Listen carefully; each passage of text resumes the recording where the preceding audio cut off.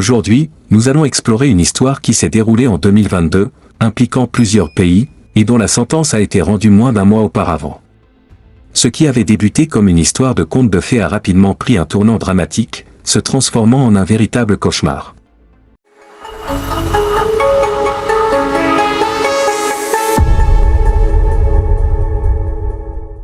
Ekaterina Bolgova, née le 13 mai 1989 à Leningrad, une des plus grandes villes de Russie, renommée par la suite Saint-Pétersbourg, est au centre de cette tragédie. L'enchaînement des événements qui a conduit à cette fin tragique a commencé en 2009, en Turquie, où Ekaterina, alors âgée de 20 ans, partait en vacances avec sa famille. C'est ici qu'elle rencontre Walter Baumann, un citoyen allemand de 13 ans son aîné. Walter, né au Kazakhstan, un pays qui faisait partie de l'URSS jusqu'en 1991, parlait couramment le russe. Bien qu'il ait reçu une éducation en Allemagne et ait gagné un bon salaire, sa vie personnelle n'était pas des plus heureuses. À la recherche de la femme parfaite, il n'avait cependant pas lui-même les critères d'un homme parfait. Vivant chez ses parents, négligé dans son apparence et sans ambition particulière, il rencontrait régulièrement des femmes russes en ligne, mais ses expériences restaient sans suite. Après une rencontre infructueuse avec une femme qu'il avait longtemps courtisée, il se rendit en Turquie, où il rencontra Ekaterina. Leur histoire d'amour débuta comme tant d'autres, deux jeunes âmes se trouvant et s'attirant.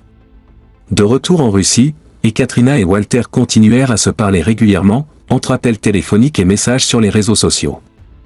Walter, tombé sous le charme d'Ekaterina, n'hésita pas à lui rendre visite fréquemment à Saint-Pétersbourg, où il investit beaucoup d'argent pour ses voyages. À ce moment-là, Ekaterina était étudiante en deuxième année d'université. Leur relation, vue de l'extérieur, semblait parfaite. En 2010, Walter proposa à Ekaterina de venir vivre en Allemagne pour poursuivre ses études. Elle accepta, et ainsi, elle déménagea à Bremerhaven, une ville portuaire sur la mer du Nord, en Allemagne. Elle s'intégra bien, poursuivant des études en gestion d'entreprise, et sa famille en Russie restait en contact constant avec elle. Ekaterina, une jeune femme joyeuse, aimait courir et pratiquer le yoga. Quelques mois plus tard, ils se marièrent. Le mariage fut somptueux, selon un ami de Walter, Alexandre, qui avait été photographe de mariage. Il décrivit Ekaterina comme la femme la plus belle et la plus heureuse qu'il ait vue. La cérémonie fut organisée dans un château, avec une sortie spectaculaire en chariot de cuir blanc. Les invités étaient peu nombreux, mais la photo du mariage dépeignait un moment heureux et sincère. Cependant, une fois le mariage célébré, la réalité du couple se révéla plus compliquée. Ils emménagèrent chez les parents de Walter, et ce fut le début des tensions. La mère de Walter, Ludmila, était une femme très difficile, et elle joua un rôle crucial dans le dénouement de l'histoire. Ludmila était issue de Kazakhstan, où elle avait vécu pendant les 38 premières années de sa vie. Elle avait une carrière réussie dans le domaine scientifique et était très respectée dans son domaine. Après avoir émigré en Allemagne, elle travailla à un institut marin, où elle étudiait les problèmes du réchauffement climatique. Elle était très impliquée dans son travail et avait participé à de nombreuses expéditions, y compris en Arctique. Mais ce qui marquait surtout Ludmila, c'était son attachement excessif à son fils unique, Walter. Elle n'avait jamais pu accepter qu'il soit devenu un adulte, et elle restait très intrusive dans sa vie. Ludmila ne tardait pas à interférer dans la relation de son fils et de sa nouvelle femme. Elle critiquait constamment Ekaterina et l'accusait d'être une mauvaise épouse. Ekaterina, de son côté, tentait de satisfaire les attentes de sa belle-mère, mais ses efforts se révélaient vains. Walter, de son côté, menait une vie professionnelle stable, travaillant dans un port où il gagnait environ 4 000 € par mois. Cependant, il restait attaché à ses économies, avec lesquelles il ne voulait pas faire de concessions. En 2017, il décida d'acheter une maison, avec l'espoir de quitter la maison de ses parents et d'offrir un cadre plus stable à sa famille. Mais le déménagement ne résolut pas les problèmes. Au contraire, la situation empirait.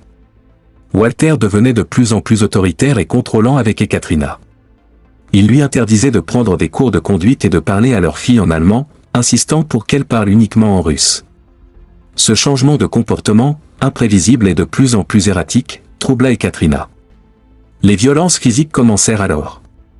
Walter utilisait sa supériorité physique pour battre Ekaterina, la transformant en une victime silencieuse.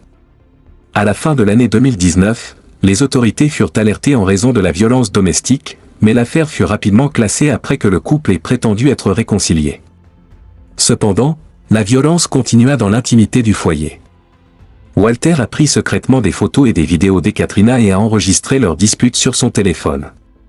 Il a demandé à un membre de son cercle d'amis, un informaticien, de pirater le téléphone de sa femme, mais ce dernier a refusé. Walter accusait Ekaterina d'être une mauvaise mère et de souffrir de problèmes mentaux. De son côté, Ekaterina lui reprochait d'avoir perdu l'intérêt pour elle, de trop travailler et d'être épuisée par cette situation. Elle ne supportait plus le stress et la peur qui régnaient dans leur maison, et elle a fini par se tourner vers des centres de soutien pour les victimes de violences domestiques. La première fois qu'elle a cherché de l'aide fut en février 2020. Après qu'Ekaterina et sa fille eurent quitté la maison, Walter fit tout son possible pour les récupérer. Il promit de changer, affirmant qu'il avait compris qu'il s'était comporté de manière inappropriée et qu'il ne pouvait pas vivre sans elle. Ekaterina, touchée par ces paroles, lui accorda son pardon et retourna chez lui avec sa fille. Cependant, la situation n'améliora pas. Chaque fois que Walter se rendait compte de sa faute, il compensait par des cadeaux ou en organisant des visites familiales. Il modifia son comportement, non seulement envers Ekaterina, mais aussi envers leur fille. Son attitude envers sa fille se caractérisait par une surveillance constante. Lorsqu'il était à la maison, il voulait qu'elle soit toujours dans son champ de vision. Peu importe où ils allaient, il ne la laissait jamais sans sa protection, même quand elle n'avait que 3 ans. Walter réduisit son temps de travail au port, qu'il divisa par 2, afin de passer plus de temps avec sa fille. Il l'emmenait à l'école et la récupérait le soir. Il préparait même les repas pour elle et, la nuit, elle dormait dans la chambre des parents. Les proches de Walter le décrivaient comme un stratège manipulatif, toujours nerveux et impatient. L'argent était une priorité dans sa vie, et il était prêt à tout pour en obtenir davantage.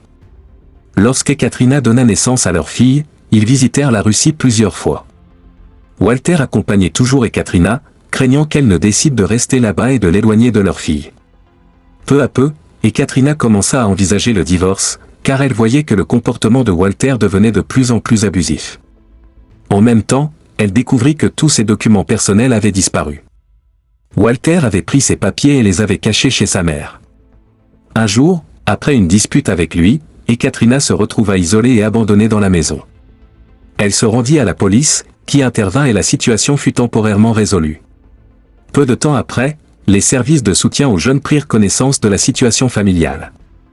Un conseiller de crise familiale fut affecté à leur dossier et suivit la famille pendant 6 semaines pour évaluer le bien-être de l'enfant. Le verdict du conseiller fut sans appel. Il était trop dangereux pour l'enfant de rester avec ses parents. Ekaterina vivait avec son mari uniquement pour sa fille, mais elle ne pouvait pas quitter l'Allemagne avec elle sans le consentement de Walter. En août 2021, Ekaterina emmena sa fille au centre de crise pour femmes, informant l'administration que son mari lui avait menacé de prendre sa vie. Les services sociaux envisagèrent de placer la petite dans un orphelinat, et un psychologue de l'administration des jeunes qualifia la situation de très grave. Ekaterina chercha alors à obtenir des soins pour sa fille auprès des services sociaux. Cependant, Walter et sa mère dénoncèrent Ekaterina. Ainsi, les 2 parents se partagèrent la garde de leur fille. Pendant quelques jours, elle vécut avec son père, puis elle fut placée dans un centre pour femmes avec sa mère. Les 2 parents avaient l'obligation de s'assurer que la petite allait à l'école pour apprendre l'allemand. Après quelques semaines, la famille se réunit à nouveau. Certaines sources russes rapportent qu'Ekaterina a eu des difficultés avec les autres résidentes du centre pour femmes, et l'école de sa fille était trop éloignée. En conséquence, elle retourna à la maison, mais le divorce entre Ekaterina et Walter était désormais en cours et ils vivaient séparés. Ekaterina espérait pouvoir retourner en Russie. Walter n'était pas opposé à ce projet, à condition que leur fille reste avec lui en Allemagne. En 2021 et 2022, Ekaterina se rendit seule à Saint-Pétersbourg, où elle rencontra un homme, un pilote d'Omsk, avec qui elle commença une relation. De retour en Allemagne en janvier 2022, Ekaterina continua de discuter quotidiennement avec cet homme et ils échangeaient de nombreux messages amoureux. Cependant, quelques semaines après son retour en Allemagne, le 4 février 2022, Ekaterina arrêta de donner signe de vie à sa famille et à son nouvel amant. Elle laissa derrière elle un sac vide et 13 000 €, mais emporta avec elle son téléphone, ses clés, ses vêtements, et, plus important encore, sa fille de 5 ans. Walter, le 6 février 2022, expliqua à la police qu'il n'avait pas vu sa femme depuis le 5 février. Il affirma que son absence était due au manque d'argent sur son compte, selon les informations partagées par la mère d'Ekaterina, Svetlana, aux journalistes. La disparition d'Ekaterina suscita une grande inquiétude dans la ville. Des affiches furent placardées et des recherches intensives furent menées. Cependant, Walter ne semblait pas préoccupé par la disparition de sa femme, mais plutôt par la possibilité d'obtenir la garde exclusive de sa fille si Ekaterina ne revenait pas. La police fouilla la maison de la famille Baumann 4 jours après la disparition d'Ekaterina. Walter avait récemment terminé des travaux de rénovation chez lui, y compris la peinture du plafond et le remplacement de certains revêtements. Il avait acheté une grande quantité de matériaux de rénovation peu avant la disparition de sa femme. Lorsque la police examina les images des caméras de sécurité de la maison, elles avaient mystérieusement disparu. Le chien détecteur de la police, passé dans la maison et le garage, ne donna aucun signe concret. Mais dans une autre voiture, les policiers trouvèrent un couteau et un choc électrique, qui furent immédiatement saisis comme preuve potentielle. Les enquêteurs observèrent que Walter ne semblait pas perturbé par la disparition de sa femme. Au contraire, il se montrait préoccupé par la possibilité de perdre la garde de sa fille. La recherche d'Ekaterina se poursuivit, mais elle demeura sans résultat.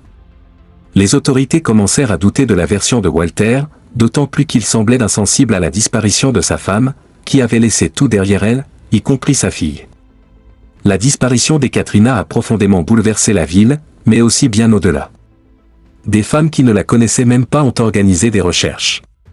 Nous allons continuer à chercher jusqu'à ce que nous sachions ce qui s'est passé, a déclaré l'une des organisatrices. 2 semaines après la disparition d'Ekaterina, environ 400 volontaires du nord de l'Allemagne se sont joints à la recherche à Bremerhaven, accompagnés de chiens de détection. Cette affaire a suscité une énorme réaction sur les réseaux sociaux.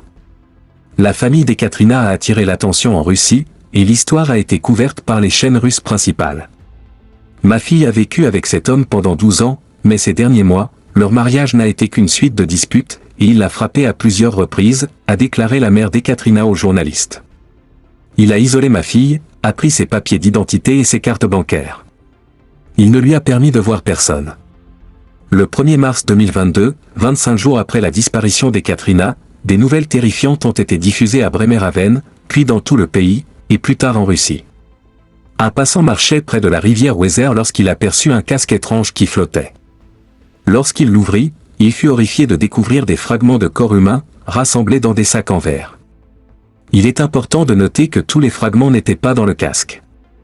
Avant la disparition d'Ekaterina, Walter et sa mère avaient échangé intensivement sur WhatsApp chaque jour. Mais après le 4 février, il n'y avait plus eu de nouvelles entre eux, ce qui était inhabituel. Au milieu du mois de février, Walter emmena sa voiture dans un garage automobile, où il demanda au mécanicien de nettoyer minutieusement l'intérieur de la voiture, de haut en bas. Le 26 août 2022, le procès de Walter débuta. Le procureur argumenta que Walter avait mis des sédatifs dans la bière de sa femme, puis, lorsqu'elle s'était endormie, il l'avait étranglée. Walter avait apparemment préparé à l'avance ce qu'il allait faire de son corps. L'accusation évoqua les raisons financières et la peur de perdre la garde de sa fille en cas de divorce comme mobile du crime. Il a également été révélé que des traces de sang avaient été retrouvées dans le garage, où Walter avait tenté de nettoyer les preuves en suivant des conseils trouvés sur Internet. Ces traces étaient visibles sous la table, sur le sol, dans les escaliers et dans les couloirs. Des traces de sang ont également été trouvées sur le tapis de la voiture de Walter, malgré ses efforts pour nettoyer la scène. Les experts de l'Institut de médecine légale confirmèrent que ces traces de sang appartenaient à Ekaterina. La police a également saisi le téléphone et l'ordinateur de Walter, ce qui a permis de répondre à plusieurs questions cruciales.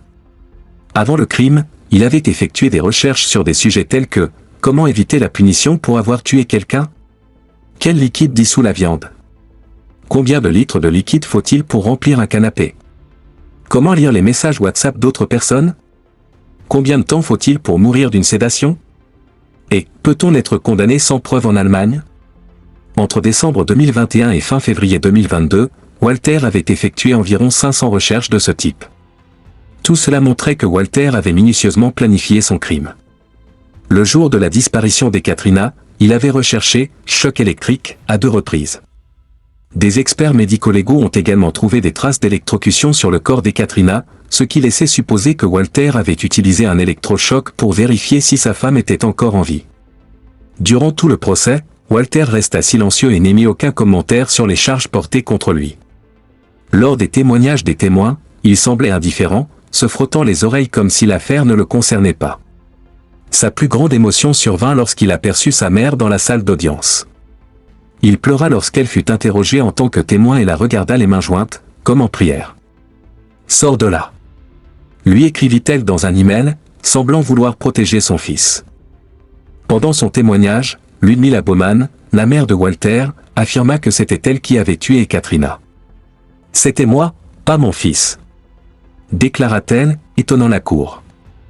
Elle expliqua que, dans la nuit du meurtre, elle avait été appelée par son fils pour venir s'occuper de sa petite fille. Quand elle arriva à la maison, elle trouva Ekaterina profondément endormie. Selon Ludmila, elle essaya de réveiller Ekaterina, mais cette dernière la frappa au visage. Elles commencèrent à se battre, et, dans l'altercation, Ludmila aurait frappé la jeune femme. Ludmila ajouta qu'elle avait ensuite pris en charge le corps d'Ekaterina et effectué les démarches suivantes. « J'aimais Ekaterina comme une fille, je ne voulais pas que cela arrive, expliqua-t-elle. Mais la question demeurait, Ludmila était-elle responsable du crime ? Il se pourrait que son amour pour son fils ait été si profond qu'elle ait voulu le protéger en prenant la responsabilité du crime pour lui. Les conversations sur WhatsApp entre Ludmila et son fils occupaient 16 pages dans les dossiers d'enquête. En dépit de son auto-incrimination, Ludmila resta libre tout au long de l'enquête. Le juge et le procureur ne crurent pas sa version des faits, estimant qu'elle cherchait simplement à protéger son fils. Même les avocats expérimentés furent stupéfaits par cette auto-incrimination. L'avocat de Ludmila demanda sa libération, tandis que les défenseurs de Walter plaidaient pour sa libération. Mais cela ne se produisit pas. Ludmila écrivit une lettre au juge dans laquelle elle répéta sa version des faits. Dans cette lettre, elle affirma qu'elle avait détesté Ekaterina, mais qu'elle n'avait pas pu le dire à son fils. Elle expliqua qu'elle avait agi par peur que sa belle-fille prenne la vie de son fils. Elle ajouta que, pour ce faire, elle avait empoisonné Ekaterina avec un liquide contenant plusieurs drogues et l'avait donné à son fils sans lui dire ce que c'était. Elle précisa qu'elle était allée chez son fils la nuit du meurtre pour laisser une lettre de « au revoir » écrite soi-disant par Ekaterina. Mais lorsqu'Ekaterina s'était réveillée, Ludmila avait dû l'attraper. Le tribunal ne crut pas la confession de Ludmila. Tout semblait pointer vers Walter comme l'auteur principal du crime. En réponse à cela, Walter demeura silencieux tout au long du procès. Lors de l'un des derniers témoignages, il récita une déclaration de 230 pages, détaillant sa vie et ses années passées au Kazakhstan. Son message principal était « J'ai toujours aimé Ekaterina et notre fille, mais ses problèmes émotionnels et psychologiques ont causé de nombreuses disputes. Merci d'avoir regardé jusqu'à la fin. Si cette vidéo vous a plu, n'oubliez pas de liker et de vous abonner à la chaîne pour ne rien manquer de nos prochaines vidéos. Activez la cloche de notification pour être alerté dès qu'une nouvelle vidéo est publiée. Et surtout, laissez un commentaire pour partager vos pensées ou poser vos questions, je serai ravi de vous répondre. À très bientôt pour de nouvelles aventures. Prenez soin de vous et à la prochaine.